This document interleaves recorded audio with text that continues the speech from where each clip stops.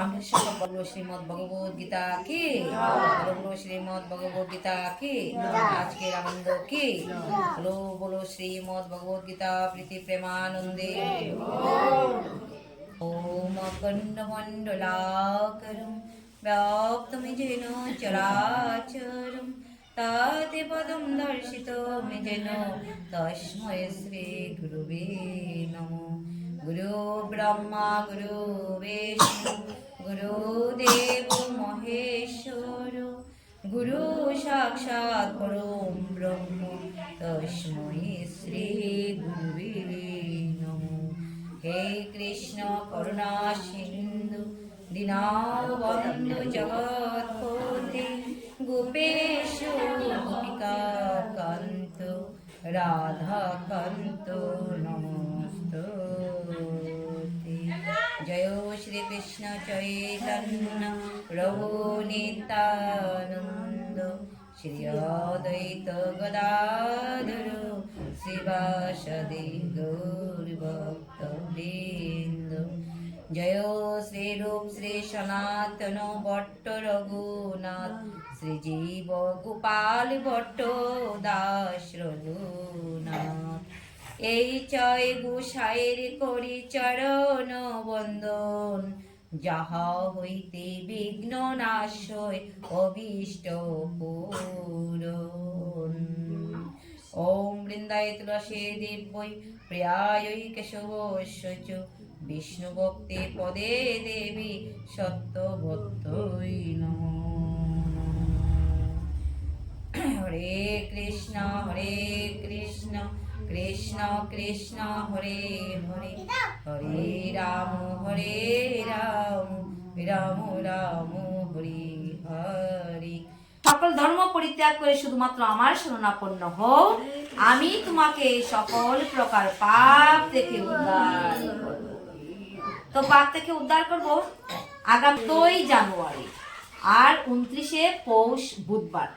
14 জানুয়ারি 2024, 29শে পৌষ বুধবার, ওই তারিখে মকর সংক্রান্তি। তো ওই মকর সংক্রান্তি সম্পর্কে আমরা আজকে কিছু আলোচনা করব। কেন ওই দিনকে মকর সংক্রান্তি বলা হয় এবং মকর সংক্রান্তির মাহাত্ম্য কি, মকর সংক্রান্তি যে আমরা পালন করিয়া থাকি ওই দিনে কি, ওই দিনে আমরা তিনি কি করেছিলেন, আপন দেহ রক্ষা করেছিলেন। কিন্তু কেন ওই দিনটি যেন তিনি অপেক্ষা করেছিলেন, তার কারণ কি? ওই দিন থেকে উত্তরায়ণ আরম্ভ হয়। প্রতি বছর 2টি আয়ন থাকে, একটি হলো উত্তরায়ণ আর একটি হলো দক্ষিণায়ন। তো উত্তরায়ণে হয় ভগবানের দিন আর দক্ষিণায়নে হয় ভগবানের রাত্রি। যদি দক্ষিণায়নে আমরা মৃত্যুবরণ করি বা কোনো ব্যক্তি যদি মৃত্যুবরণ করতে হয় তাহলে 6 মাস অবধি বাহিরে অপেক্ষা করিতে হয় রাতে। আমরা যখন দরজা বন্ধ করি রাত্রে, আমরা অযথা কি দরজা খুলি? দরজা খুলি না। ওই জন্য উত্তরায়ণের দিনটির জন্য পিতামহ ভীষ্ম অপেক্ষা করেছিল যাতে সুজা ভগবানের গৃহে গিয়ে প্রবেশ করতে পারে। ওই দিনটি আরো পবিত্র কেন? ওই দিনে কি হয়েছিল? ওই দিনটিতে সগর বংশ অর্থাৎ সগর রাজার 60,000 পুত্র ছিল। আর সগর রাজা তিনি অশ্বমেধ যজ্ঞ করার জন্য সেই যজ্ঞের রস্য অর্থাৎ গুড়াকে ছেড়ে দিয়েছিল। আর ওই গুড়ার কপালে কি লেখা ছিল? গুড়ার মধ্যে লেখা ছিল যে এই গুড়াকে যে আটকাবে তার সঙ্গে ভীষণ যুদ্ধ হবে। অর্থাৎ এই গুড়া বিশ্ব বিজয়ী হয়ে আসলে পরে এই অশ্বমেধ যজ্ঞ পরিপূর্ণ হবে। আর এই যজ্ঞের গুড়াকে কে ধরেছিল?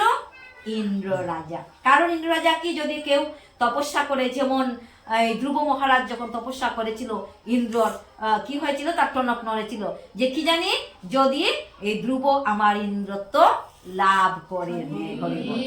তাই ইন্দ্র মনে মনে বিচার করলো কি, যদি সগর বংশ আমার ইন্দ্র পুরীটা দখল করে নেয়।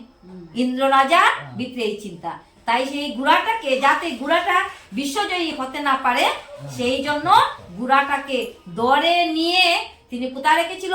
কপিল মুনির আশ্রমে বেঁধে রেখেছিল। প্রেম সে কহো কপিল মুনি ভগবান কি। তো এই কপিল মুনি ভগবানের আশ্রম কোথায়? আশ্রম হলো গঙ্গা সাগরে, ওনার আশ্রম সেখানে। আর ওইখানে নিয়ে এই ঘোড়াটাকে বেঁধে লুকিয়ে রাখা হয়েছিল। আর পিছন পিছন যাচ্ছিল কারা? সগর পুত্র, 60,000 ছিল সগর পুত্র। চতুর্দিকে তারা অন্বেষণ করতে আরম্ভ করলো, কোথায় ঘোড়া কে নিল। আর খুঁজতে খুঁজতে গিয়ে কপিল মুনির আশ্রমে ঘোড়াটাকে বেঁধে রেখেছে, পাওয়া গেছে। তো ওরা কি ভাবলো? ওরা ভাবলো যে নিশ্চয় এই ঋষির কর্ম, ঋষি তপস্যা ছিল, ঋষি কোনো কিছু জানে না, কপিল ভগবান কিছু জানে না। আর ওই পুত্ররা গিয়ে ঋষিকে প্রহার করতে লাগলো, আঘাত করতে লাগলো। তো ঋষি সেই আঘাত পেয়ে তিনি যে চোখ বন্ধ করে, নয়ন বন্ধ করে দেয়ানস্থ হয়েছিল। আর এই এমন জোরে আঘাত করছিল যে ওনার তপস্যা ভেঙে গিয়েছিল। আর তপস্যা যেই ভঙ্গ হয়ে গেল, তাই তিনি যখন নয়ন উন্মিলিত করেছেন, নয়ন দিয়েছে, যাদেরকে সামনে দেখেছেন সবাই বশীভূত হয়ে গেলেন। হরি বল। সগর রাজার 60,000 পুত্র সবাই বশীভূত হয়ে গেল, চাই হয়ে গেল। এবার কি? সবাই চাই হয়ে গেল। এখনো খুঁজে কেউ পাচ্ছে না, ওরা কোথায় গেল, কি সমাচার কেউ খুঁজে পাচ্ছিল না। এমন সময় আরেকজন তার কুল বংশধর এসে, অংশুমান এসে জানতে পারলেন যে, তপস্যা করতে করতে জানতে পারলেন যে সগর রাজার 60,000 পুত্র কপিল মুনি দৃষ্টিতে সবাই বশীভূত হয়ে গেছে। এখন কি করা যায়? চিন্তা করতে লাগলেন যে কিভাবে কপিল মুনিকে, সেই ঋষিকে কিভাবে তপস্যা করে বশীভূত করা যায়।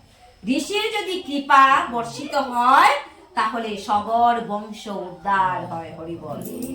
এবার ঋষিকে করজুড়ে গিয়ে নিবেদন করলেন, হে ঋষি বল, আপনি কৃপা করুন, আমার প্রতি কৃপা করুন, সগর বংশের প্রতি কৃপা করুন। তখন বলছে, কি আমি কৃপা করব? কি হয়েছে?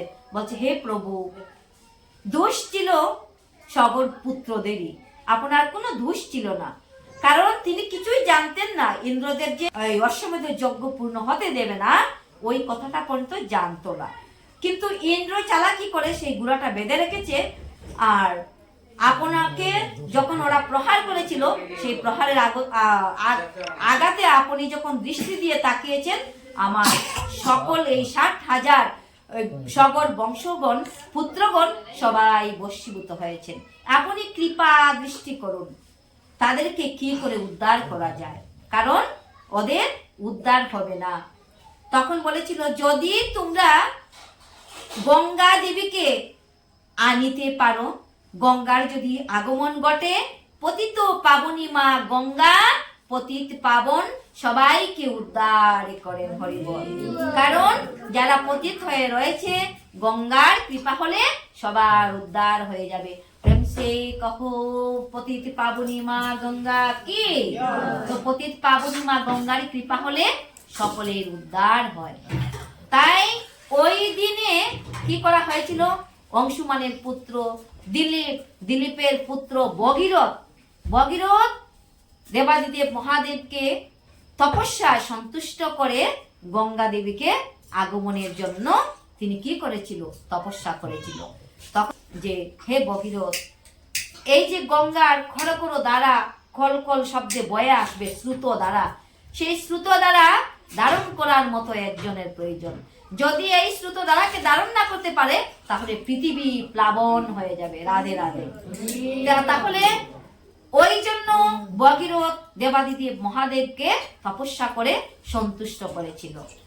আর ভগবান শিবকে বলেছিল যে, হে মহাদেব, আপনি কৃপা করে যদি গঙ্গার খরদারা স্রোতকে আপনার জঠার মধ্যে ধারণ করেন, তাহলে আমার এই সগর বংশ উদ্ধার হয়। রাধে রাধে। ঠিক ওই দিনটিতে ভগীরথের গঙ্গা এনেছিল। আর গঙ্গার খলখল স্রোত দ্বারা, এই স্রোত দ্বারাকে দেবাদিদেব মহাদেব গঙ্গাকে ধারণ করেছিল মস্তকে। হরি বল। এই জঠার মধ্যে ধারণ করে রেখেছিল পতিত পাবনী মা গঙ্গাকে। আর এই গঙ্গা যখন আসলেন, তখন সগর বংশের 60,000 পুত্র উদ্ধার হয়েছে। ওই দিন থেকেই মকর সংক্রান্তি দিন বলা হয়। আর ওই দিন পড়েছে ষট তিলা একাদশী ব্রত। হরিবল। ওই দিনে পড়েছে ষট তিলা একাদশী ব্রত। ষট শব্দের অর্থ চয়, তিল শব্দের অর্থ তিলা শব্দের অর্থ তিল। তো ওই দিনে ভগবানকে তিল দিয়ে লাড্ডু, পিঠা ইত্যাদি বানিয়ে ভোগ নিবেদন করিতে হয়। চয় প্রকার যদি আমাদের পক্ষে সম্ভব হয়, ওই তিল দিয়ে চয় প্রকারের দ্রব্য তৈরি করে ভগবানকে ভোগ নিবেদন করিতে হয়। প্রেম সে কহো রাধে রাধে। তো ওই দিন আমরা সবাই পৌষ পার্বণ অর্থাৎ পৌষ মাসে গড়ে গড়ে পিঠা পুলি হয়। ওই দিন আমরা পিঠা পুলি, লাড্ডু, পায়েস, মিষ্টান্ন ইত্যাদি আমরা ভগবানকে ভোগ নিবেদন করব। আর ওই দিনে পিতামহ ভীষ্ম তিনি দেহ রক্ষা করেছিলেন। উত্তরায়ণে যারা মৃত্যুবরণ করে তারা সুজা ভগবানের বৈকুণ্ঠ ধাম প্রাপ্তি হয়। ওই দিনকে পৌষ পার্বণ মকর সংক্রান্তি তিথির দিনে সূর্যদেব ধনু রাশি থেকে মকর রাশিতে গমন করেন, তাই মকর সংক্রান্তি। রাধে রাধে।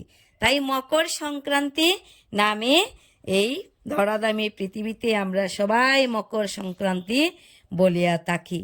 এই মকর সংক্রান্তি থেকেই পুণ্য স্নান আরম্ভ হয়। পুণ্য স্নান কখন করব?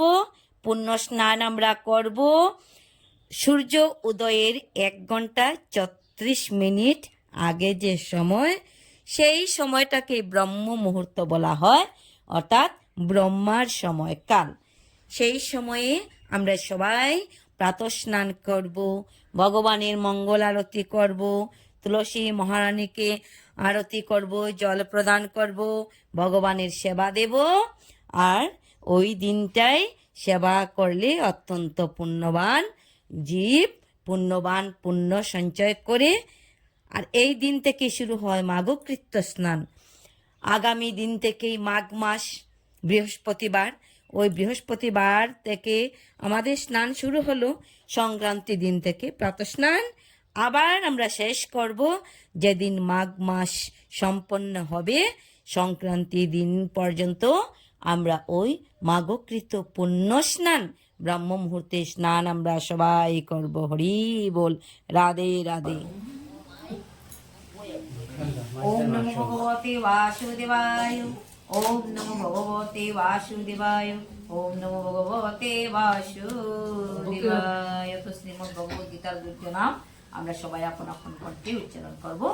গঙ্গা, গীতা, সাবিত্রী, সীতা, সত্তা, পতিব্রতা, ব্রহ্মাবলী, ব্রহ্মবিদ্যা, নিঃসন্ধ্যা, মুক্তিগিন্নি, অর্ধমাত্রা, চিদানন্দা, ভবগ্নি, ভ্রান্তি নাশিনী, বেদত্রয়ী, পরানন্দা, দত্তার্থ জ্ঞান মঞ্জুরি। হরে কৃষ্ণ কৃষ্ণ কৃষ্ণ হরে হরে, হরে রাম রাম রাম হরে হরে, হরে কৃষ্ণ